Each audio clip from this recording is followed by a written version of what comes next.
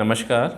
आज मैं आपके समक्ष YouTube पर एक वीडियो ला रहा हूं और यह वीडियो एक motor Audi insurance claim case के विषय में है और इस वीडियो में मैं इस क्लेम केस को एक्सप्लेन करूंगा और इसका उद्देश्य है कि मैं आपको जानकारी दे सकूं कि हमारे देश में आजकल कितना ज़्यादा आम बीमा धारक ग्राहक का शोषण हो रहा है और कितना उसके साथ खुलेआम गलत हो रहा है।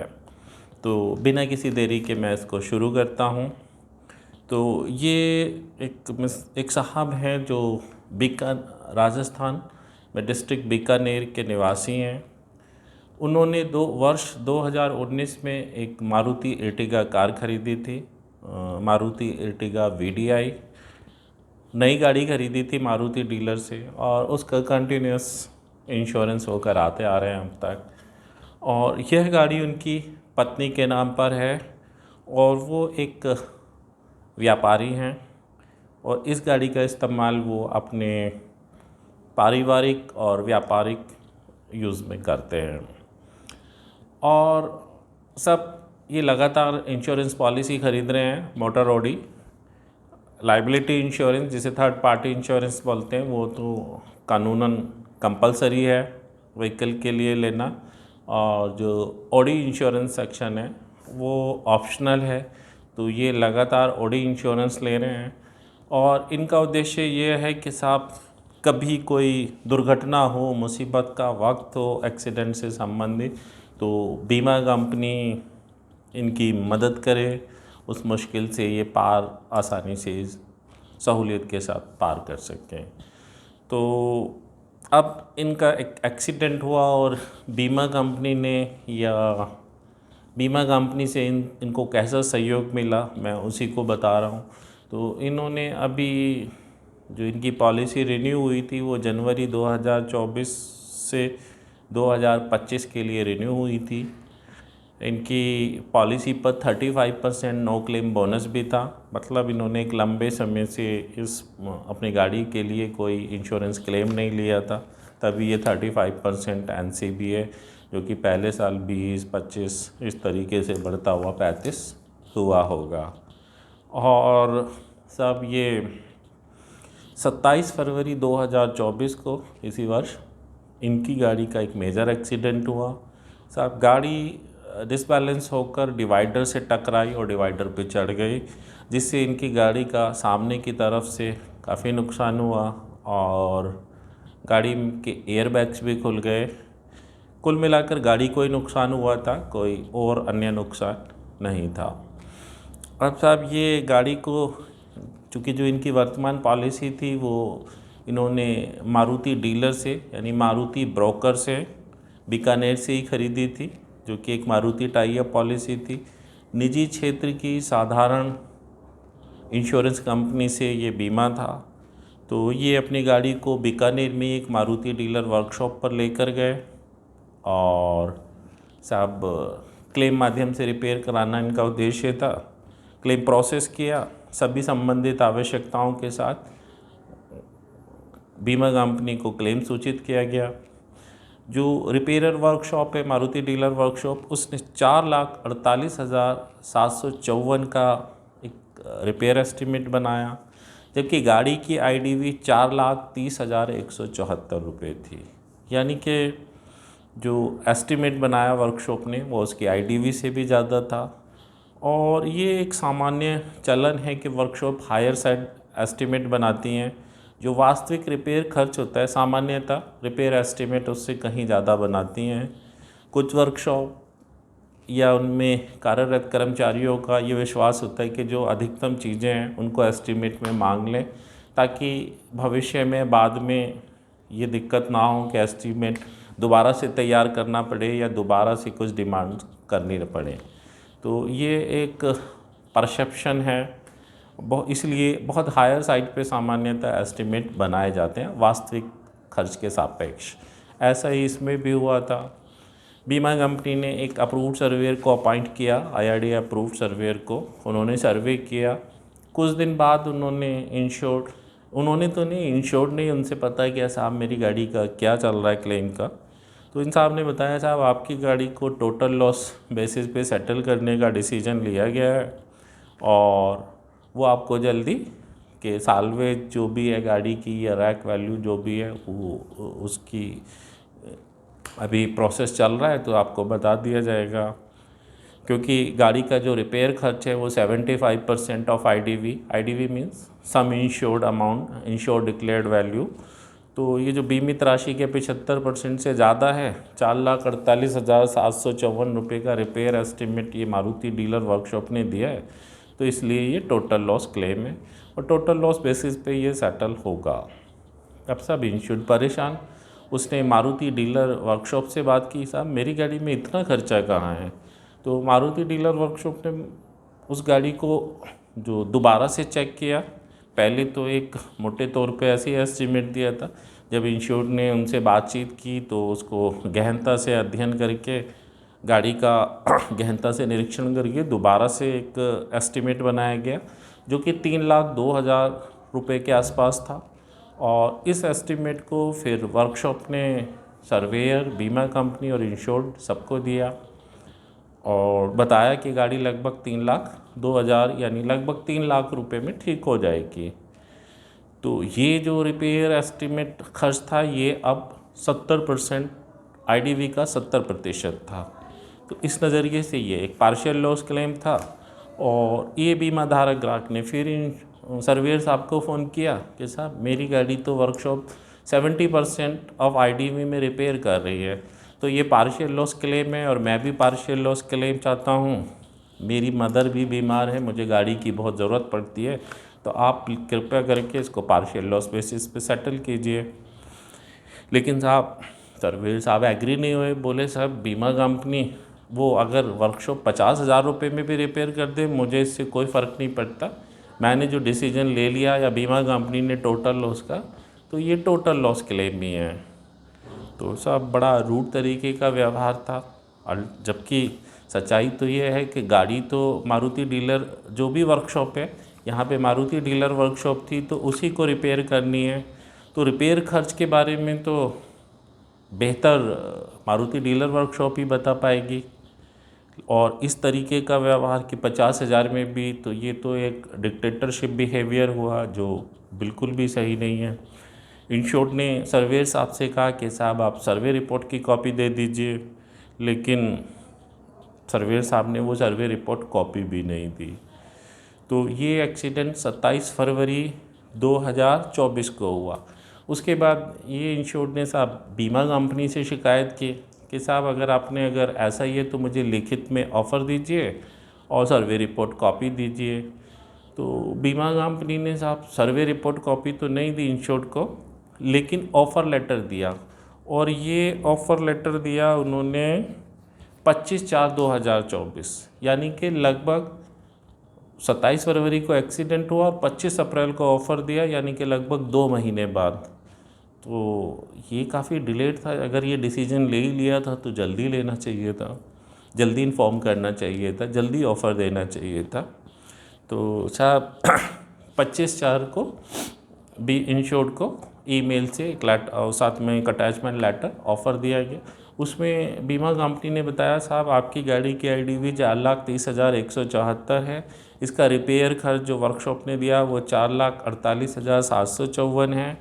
और इसलिए जो सर्वेयर साहब ने सर्वे किया तो ये 75% से ज़्यादा उनके अनुसार रिपेयर खर्च है। तो ये constructive total loss claim case है जिसे टोटल लॉस बेसिस पे सेटल किया जा रहा है। बीमा कंपनी ने इसके लिए साल्वेज वैल्यू, जो दुर्घटनाग्रस्त गाड़ी जो साल्वेज है उसके रैक वैल्यू या साल्वेज वैल्यू या स्क्रैप वैल्यू लगाई है, जो उनको विद रजिस्ट्रेशन सर्टिफिकेट 5,01,000 रुपये मिल रही है। तो इस तरीके से वो इंश्योर डायरेक्ट उसको बेचकर उसका एड्रेस और फ़ोन नंबर भी दिया, तो अपनी भरपाई कर लेंगे। इस हिसाब से जो बीमा कंपनी की नेट लाइबिलिटी है वो 0 रुपये आती है। तो और कुछ पेपर्स मांगे थे, तो इस तरीके से बीमा कंपनी ने अपनी ये नेट लाइबिलिटी 0 बताई, जबकि ये तरीका इलीगल था। जो सैल्वेज डिस्पोजल जैसे वो कह रहे थे, या सैल्वेज वैल्यू या रैक वैल्यू या स्क्रैप वैल्यू, वो वास्तव में रैक वैल्यू नहीं थी, वो वास्तव में व्हीकल सेल वैल्यू थी। उसे as a car with registration certificate form 28, 29, 30 जो भी आरटीओ फॉर्म है उन पे ब्लैंक पर इंश्योर्ड के सिग्नेचर करा के बेचे जाने की प्रक्रिया को कहा जा रहा था, जो एक इलीगल प्रोसेस है। तो बीमा कंपनी और अप्रूव्ड सर्वेयर दोनों मिलकर ये इलीगल तरीके को इसलिए अपना रहे थे ताकि यह क्लेम में बीमा कंपनी की नेट लाइबिलिटी कम आ सके, और यहाँ तो जीरो आ रही थी, और ऐसा ही इंश्योरेंस कंपनी ने इंश्योर्ड को जीरो नेट लाइबिलिटी का लिखकर एक लेटर दिया था। तो ये एक बहुत ही गलत तरीका था, और सर्वे रिपोर्ट इंश्योर्ड को ना बीमा कंपनी ने दी, ना इंश्योरेंस जो अप्रूव्ड सर्वेयर हैं ना उन्होंने दी, इवन आज तक भी नहीं दी है। इसके बाद सब इंश्योर्ड ने मेरे संपर्क में भी आया, तो फिर उसने बीमा कंपनी के वो ऑफ़र से सहमत नहीं था। उसने बीमा कंपनी को अपनी असहमति व्यक्त की, सर्वे रिपोर्ट की कॉपी मांग की, और उसने कहा साहब रिपेयर खर्च जो है 4,48,754 नहीं है, ये मारुति डीलर वर्कशॉप ने एक रिवाइज एस्टिमेट दिया है जो लगभग 3 लाख है, 3 लाख रुपए है, और ये 70% है। तो यह एक पार्शियल लॉस बेसिस क्लेम है, और मैं पार्शियल लॉस बेसिस पर ही क्लेम का सेटलमेंट चाहता हूँ, और इसलिए मैं ये गाड़ी को रिपेयर कराने का डिसीजन ले रहा हूँ। और जब एक्चुअल रिपेयर हो जाएगी तो फिर वास्तविक रिपेयर खर्च पता चल जाएगा। बीमा कंपनी वास्तविक रिपेयर खर्च के आधार पर अपना डिसीजन ले सकती है, और जो बीमा कंपनी या अप्रूव्ड सर्वेयर गाड़ी को कभी चेक करना चाहें उसकी रिपेयरिंग को, तो वो वर्कशॉप पर जाकर विज़िट करके चेक कर सकते हैं। और उसने साथ में ये जो एस्टीमेट था रिवाइज उसकी कॉपी लगाकर सबको मेल की और शिकायत की। साथ में उसने शिकायत की कि बीमा कंपनी ने जो ऑफ़र दिया वो इलीगल है, और ये जो motor vehicle act, insurance, IRDA की जो गाइडलाइंस हैं total loss motor OD insurance claim के विषय में, और इसके लिए सर्कुलर भी निकाला IRDA ने, और जो बहुत सारी न्यूज़ इससे संबंधित थी, कैसे मिसयूज़ होता है चोरी की गाड़ियों में इस तरीके की गाड़ियों का, तो ये सबके साथ कंप्लेन की। साथ में राजस्थान पुलिस के DGP को भी शिकायत की। तो ये सब इसके बाद की थी, तो 25 अप्रैल के बाद की थी। इसके बाद साहब बीमा कंपनी ने एकदम यू टर्न लिया, और बीमा कंपनी RC कैंसिलेशन के साथ क्लेम सेटलमेंट के लिए तैयार हो गई। तो उन्होंने फिर से इस गाड़ी की रैक वैल्यू RC कैंसिलेशन के साथ निकाली। ये आपका तरीका RC कैंसिलेशन के लिए साल्वेज डिस्पोजल कहना चाहिए या रैक वैल्यू, वो ठीक था। 1,57,000 निकाली। तो कुल जो ऑफ़र अमाउंट था जो पहले 0 था, अब 2,72,174 हो गया। यानी जो विद RC कीमत 5,01,000 रुपये आ रही थी उस गाड़ी की, और जो अब रजिस्ट्रेशन कैंसिलेशन के साथ जिसे रैक वैल्यू सही कहा जाए तो वो 1,57,000 थी। तो इस तरीके के क्लेम में RC कैंसिलेशन के साथ 2,72,174 रुपये की नेट लाइबिलिटी आ रही थी। पहले 0 थी, अब 2,72,000 हो गई। यानी कि अंतर समझने के लिए यहाँ सबसे जो महत्वपूर्ण बात है कि बीमा कंपनी जब इलीगल ऑप्शन तरीका अपना रही थी तो 0 लाइबिलिटी थी, और जब नियमानुसार जब सही उसको अपनाया तो 2,72,174 आई। अभी मैं ये नहीं कह रहा कि ये क्लेम कंस्ट्रक्टिव टोटल लॉस था या पार्शियल लॉस था, लेकिन जो कंस्ट्रक्टिव टोटल लॉस के लिए जो वे ऑफ सेटलिंग था वो 2,72,174 रुपये जो इन्होंने ऑफ़र किए वो ठीक था। लेकिन ये चूँकि रिपेयरर इस गाड़ी को 3 लाख रुपए में लगभग रिपेयर कर रहा है, यानी 70% ऑफ IDV में, तो ये गाड़ी तो फिर कंस्ट्रक्टिव टोटल लॉस क्लेम है ही नहीं। तो इंश्योर्ड ने वो गाड़ी रिपेयर कराने का डिसीजन लिया और बीमा कंपनी को इन्फॉर्म किया था। बीमा कंपनी ने ये जो अब दोबारा जो ऑफ़र दिया जो मैं जिक्र कर रहा हूँ, जिसमें 1,57,000 की वो दी, ये 3/5/2024 यानी 3 मई, अभी आज 5 तारीख है, यानी ये परसों ऑफ़र दिया, परसों या उससे एक आध दिन पहले भी मान सकते हैं। तो ये बड़ा अजीब है, इतने दिन बाद ऑफ़र, और पहले गलत फिर उसको करेक्शन करके। और बीमा कंपनी इस लेटर में कह रही थी कि साहब हमारे सर्वेयर साहब विशेषज्ञ हैं, उनकी रिपोर्ट वो ज़्यादा उसकी गाड़ी की जो कंप्रोमाइज़ रिपेयर का जो एस्टिमेट है 3 लाख, तो वो इस नज़रिए से होगा। सर्वेयर साहब एक्सपर्ट व्यक्ति हैं और उन्होंने बहुत सोच समझ के ये 4,48,754 जो भी इसको टोटल लॉस घोषित किया है। जबकि सच ये है कि कंप्रोमाइज़ जब बीमा कंपनी 5,01,000 की इस गाड़ी को बेच रही थी किसी गाड़ी को, तो वो बहुत ही उल्टे सीधे तरीके से या मिसयूज़ करके किसी चोरी की गाड़ी में इसको बराबर करता। तो वहाँ या तो वो शुरू से आरसी कैंसिलेशन की बात करती तो समझ आता। दूसरी चीज़, सर्वेयर गाड़ी का रिपेयर करने के विशेषज्ञ नहीं होते हैं। विशेषज्ञ तो जो वाहन निर्माता कंपनी की जो अथोराइज या डीलर वर्कशॉप जो है वो विशेषज्ञ होती है। वाहन निर्माता कंपनी के पास इंजीनियर्स होते हैं, वो विशेषज्ञ होते हैं। तो वो इस गाड़ी को रिपेयर कर रहे हैं तो वो अपने जो सेट नॉर्म्स हैं, स्टैंडर्ड सेफ्टी नॉर्म्स हैं, उसके अकॉर्डिंग ही रिपेयर करेंगे। तो ये कहना कि सर्वेयर के आधार पे कि साहब गाड़ी सेट नॉर्म्स या सेफ्टी स्टैंडर्ड से रिपेयर नहीं होगी, ये बिल्कुल भी ठीक नहीं है। और ऐसे ही कह देना किसी चीज़ को बिल्कुल गलत है। इसी लेटर में लास्ट में लिखा था साहब ये आप कंसेंट दीजिए, ऐसा दीजिए, और उसके बाद जो अप्रूव्ड सर्वेयर हैं वो कंप्लीट सर्वे रिपोर्ट कॉपी बीमा कंपनी को दे पाएंगे। तो साहब ये लाइन भी बहुत अजीब थी। या क्या बीमा कंपनी ने बिना अप्रूव्ड सर्वेयर की सर्वे रिपोर्ट कॉपी लिए ही ये क्लेम टोटल लॉस डिक्लेयर कर दिया? तो ये लाइन जो लिखी कि साहब वो तब एलिजिबल हो पाएंगे जब इंश्योर्ड कंसेंट देगा सर्वे रिपोर्ट बीमा कंपनी को देने के लिए, ये बहुत ही अजीब था। और इंश्योर्ड को तो कोई रिपोर्ट की कॉपी दी नहीं गई, दी इसलिए नहीं गई हुई क्योंकि बीमा कंपनी खुद ही लेटर में लिख रही है कि अभी तो वो ये पहले इंश्योर्ड कंसेंट दे, उसके बाद वो रिपोर्ट दे पाएंगे। तो यहाँ जबकि इंश्योर्ड बार बार कह चुका था कि वो partial loss basis claim settlement के लिए तैयार है और वो असहमत है अगर बीमा कंपनीज को कंस्ट्रक्टिव टोटल लॉस बेसिस पर सेटलमेंट करने का निर्णय ले रही है। इंश्योर्ड ने सर्वेयर साहब के लिए लिखा था, उनकी ईमानदारी पे डाउट किया था और उनको नासमझ भी कहा था। वो इसलिए कहा चूँकि सर्वेयर साहब ने इंश्योर्ड को सर्वे रिपोर्ट कॉपी नहीं दी, पारदर्शिता से काम नहीं कर रहे थे और तानाशाही रवैया अपना रहे थे। तो जबकि अप्रूव्ड सर्वेयर प्रोफेशन को बीमा कानून के अंतर्गत इसलिए रखा गया है साधारण बीमा क्लेम्स के लिए कि बीमा कंपनी इंश्योर्ड के साथ कोई पार्शलिटी ना कर ले, क्लेम सेटलमेंट के विषय में कोई गलत तरीके से क्लेम सेटलमेंट ना करे। तो इसलिए एक एलिजिबल क्वालिफाइड जो सर्टेन क्वालिफ़िकेशन हो जिसके पास, और जिसके पास कुछ क्वालिटीज़ हों, वो इम्पार्शियल हो, ईमानदार हो, और बहुत सारे उसके लिए क्वालिफ़िकेशंस रखी हुई हैं, उसको लाइसेंस देने का नियम रखा है।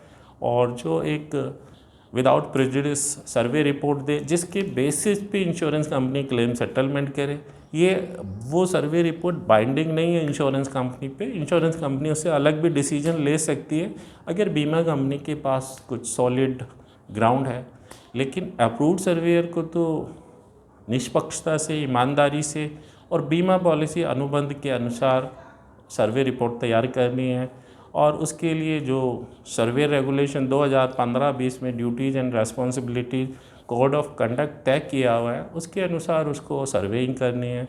लेकिन यहाँ इस क्लेम में ऐसा नहीं हो रहा था, इस वजह से यह इंश्योर्ड का बहुत ज़्यादा शोषण हुआ। और यह हमारे देश में आजकल बहुत आम है कि चूँकि जो अप्रूव्ड सर्वेयर्स हैं उनको बीमा कंपनी से काम मिलता है और उनको लगता है शायद उनकी जो ये सर्वे रिपोर्ट है कोई चेक नहीं कर रहा है और सिर्फ बीमा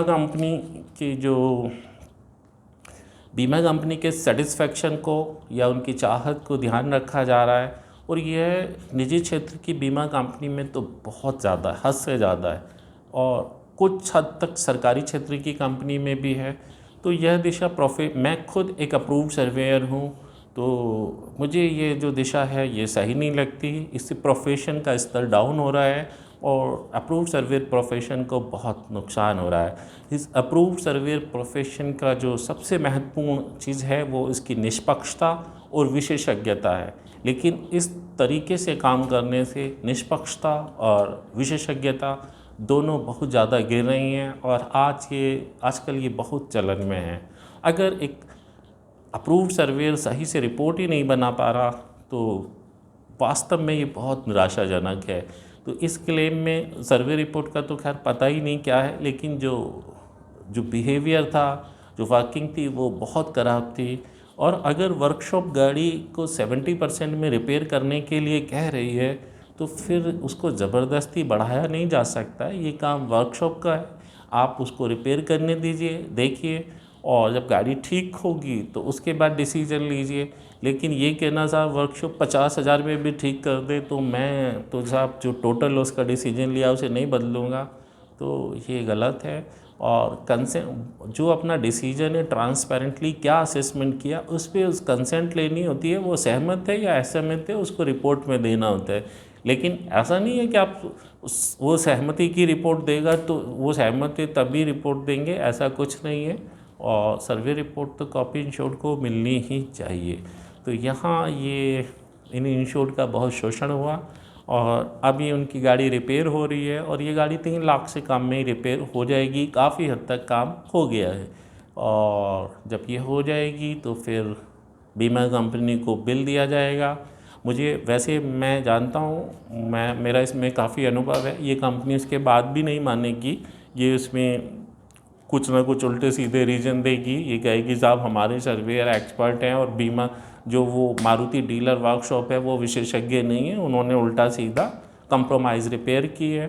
और उसके बाद भी ये उसको सेटल नहीं करेगी, फिर ये क्लेम को बीमा लोकपाल लेके जाएंगे। इंश्योर्ड बीमा लोकपाल में बहुत संभावना है कि ये क्लेम केस इंश्योर्ड के पक्ष में आ जाएगा, क्योंकि जब रिपेयर खर्ची 75% ऑफ IDV से कम है तो ये पार्शियल लॉस क्लेम है। लेकिन कभी कभार 1%, 2%, 5%, 1-2 डिसीजन ऐसे भी हैं जो बीमा धारक के पक्ष में नहीं गए, तो अगर बाई चांस ऐसा हो जाता है तो फिर कंज्यूमर कोर्ट या किसी कोर्ट में जाना होगा। लेकिन ये है कि ये पार्शियल लॉस क्लेम ही होगा। तो अब आपको निर्णय इनको कहाँ पे मिलता है ये तो समय ही बताएगा।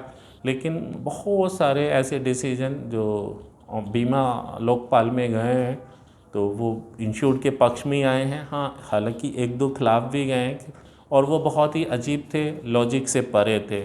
मैं एक मोटर ओडी इंश्योरेंस क्लेम के एक विशेषज्ञ के तौर पे कहूँगा कि ये क्लेम अगर 75% ऑफ IDV से कम रिपेयर खर्च है तो फिर पार्शियल लॉस क्लेम ही है और ऐसा ही इसमें होना चाहिए। और यहाँ लेकिन बीमा कंपनी अपनी नेट लाइबिलिटी को कम करने के लिए या फिर अब जैसे ये केस है, अब इसमें जो उन्होंने सही तरीका अपनाया तो उसमें 272 और वो 3 लाख अगर वो रिपेयर करा रहा है तो भी शायद हो सकता है 272 में भी रिपेयर हो जाए। लेकिन बीमा कंपनी ने अब अपनी ईगो या आगे तक के लिए एक इशू बना लिया है, तो इसलिए वो अब मान नहीं रही है और मानेगी भी नहीं। तो इस क्लेम के ये मैं सिर्फ आपको एक क्लेम केस बता रहा था, कैसे एक इंश्योर्ड का शोषण हो रहा है। उसको बेचारे को इस गाड़ी की बहुत ज़रूरत थी, उसकी मदर बीमार हैं, अब वो बिना गाड़ी के, लेकिन खैर उसने हिम्मत करके अपने खर्च पर गाड़ी को रिपेयर कराने का निर्णय लिया है और मुझे पूरी उम्मीद है समय पर उसको क्लेम ज़रूर मिलेगा। तो ये आज का वीडियो था, ये कोई फाइट स्टोरी नहीं थी, ये सिर्फ एक शोषण को एक्सप्लेन करने का वीडियो था जो मैं पूरा कर चुका हूँ। फिर मिलते हैं अगले वीडियो में। नमस्कार।